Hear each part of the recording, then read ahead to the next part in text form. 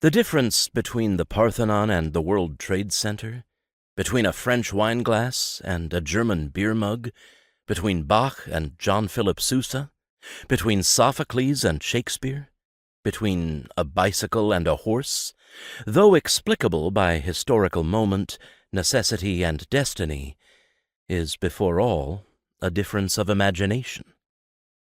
Man was first a hunter and an artist. His earliest vestiges tell us that alone.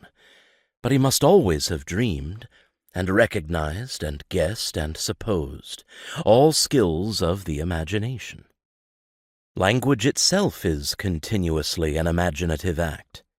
Rational discourse outside our familiar territory of Greek logic sounds to our ears like the wildest imagination.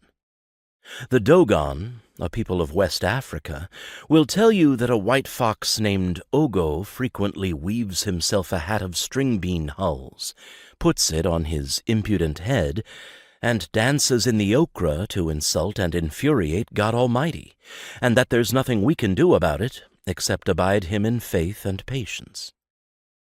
This is not folklore or a quaint custom, but as serious a matter to the Dogon as a filling station to us Americans. The imagination, that is, the way we shape and use the world, indeed the way we see the world, has geographical boundaries like islands, continents, and countries. These boundaries can be crossed. That Dogon fox and his impudent dance came to live with us, but in a different body, and to serve a different mode of the imagination. We call him Brer Rabbit. We in America are more sensitive than most to boundaries of the imagination. Our arrival was a second one. The misnamed first arrivers must still bear a name from the imagination of certain Renaissance men, who for almost a century could not break out of the notion that these two vast continents were the Indies, itself a name so vague as to include China, India, and even Turkey, for which they named our most delicious bird.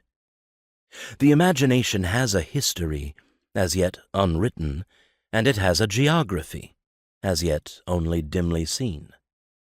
History and geography are inextricable disciplines. They have different shelves in the library and different offices at the university, but they cannot get along for a minute without consulting the other. Geography is the wife of history, as space is the wife of time. When Heraclitus said that everything passes steadily along, he was not inciting us to make the best of the moment, an idea unseemly to his placid mind, but to pay attention to the pace of things. Each has its own rhythm.